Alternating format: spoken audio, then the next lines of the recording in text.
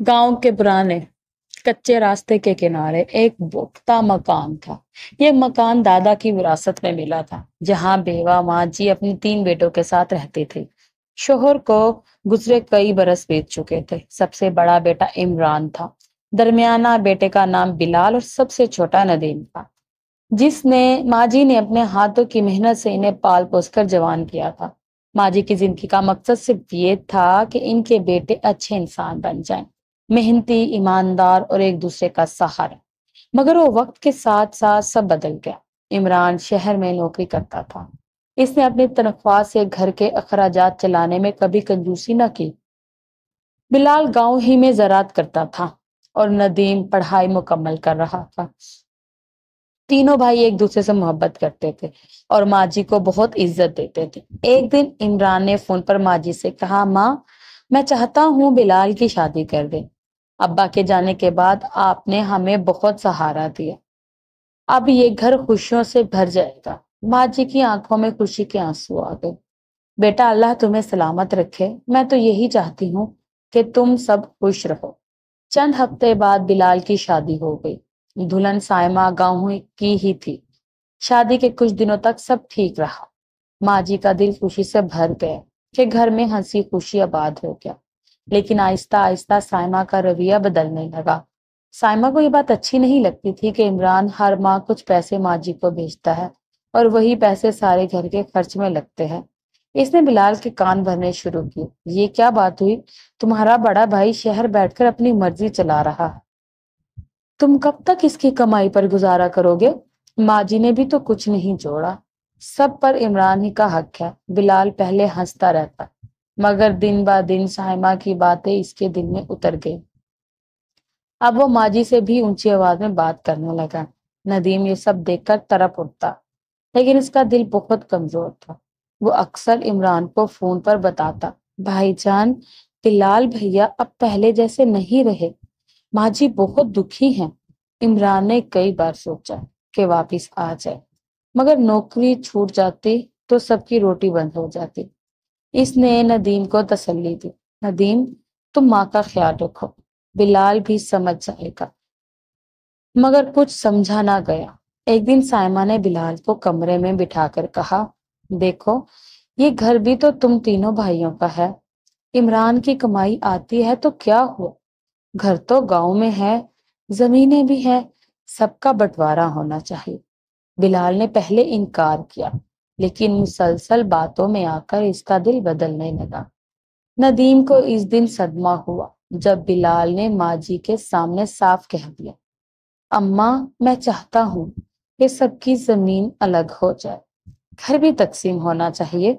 इमरान अपनी कमाई संभाले, हम अपना देखेंगे। माँ जी पर जैसे क्यामत टूट पड़ी। इनके आंसू ना रुक सके। बेटा, घर बढ़ जाएगा तो दिल भी बढ़ जाएंगे। क्या तुम्हें अपने बाप की कसम याद नहीं कि भाई भाई का बाजू बनेगा? बिलाल ने नजरें चुरा ली। साइमा दरवाजे में खड़ी तंजिया मुस्कुरा रही थी। नदीम ने इमरान को सब बता दिया। इमरान अगले दिन ही गांव आ गया। इसने घर में सबको बिठाया। भाई बिलाल, ये घर हमारा है, जमीनें भी। माँ जी जिंदा है, इनकी मौजूदगी में बंटवारे की बात शर्म की है। अगर तुम यही चाहते हो तो मेरी जमीन का हिस्सा तुम रख लो, मगर माँ जी मेरे पास रहेंगी। माँ जी ने फौरन इमरान का हाथ थाम लिया।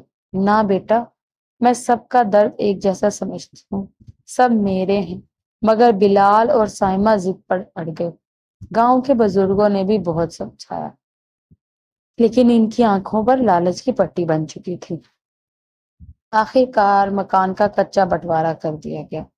बिलाल और साइमा मकान के एक हिस्से में मुंतकिल हो गए। नदीम पढ़ाई खत्म करने शहर चला गया और माँ जी इमरान के साथ रहने लगी। वक्त गुजरता गया। इमरान ने माँ जी की खिदमत में कभी कमी ना की। नदीम ने शहर में नौकरी कर ली।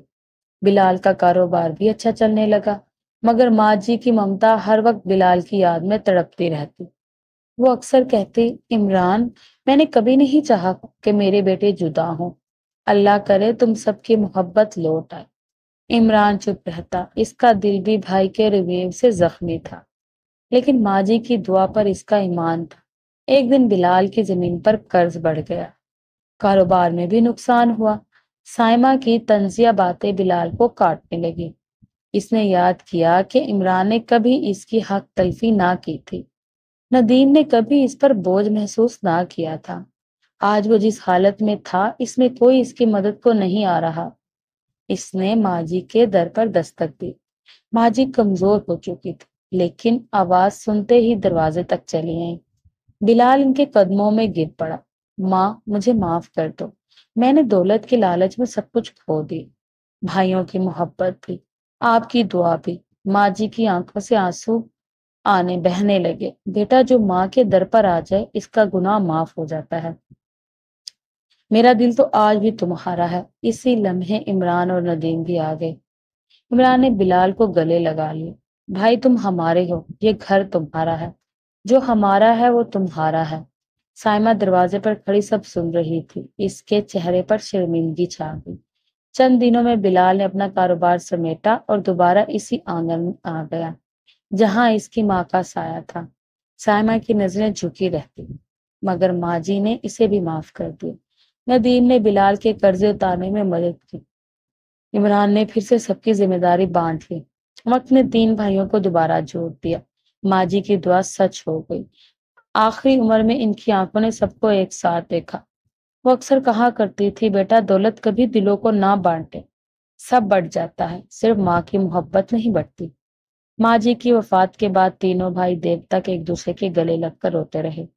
سائمہ بھی ماں جی کے قدموں میں بیٹھی معافیا مانگتے رہے۔ اس دن سب کو یقین آ گیا کہ رشتوں کی حقیقت دولت سے بڑھ کر ہے، اور جو ماں کی قدر نہ کرے وہ کبھی خوش نہیں رہتا۔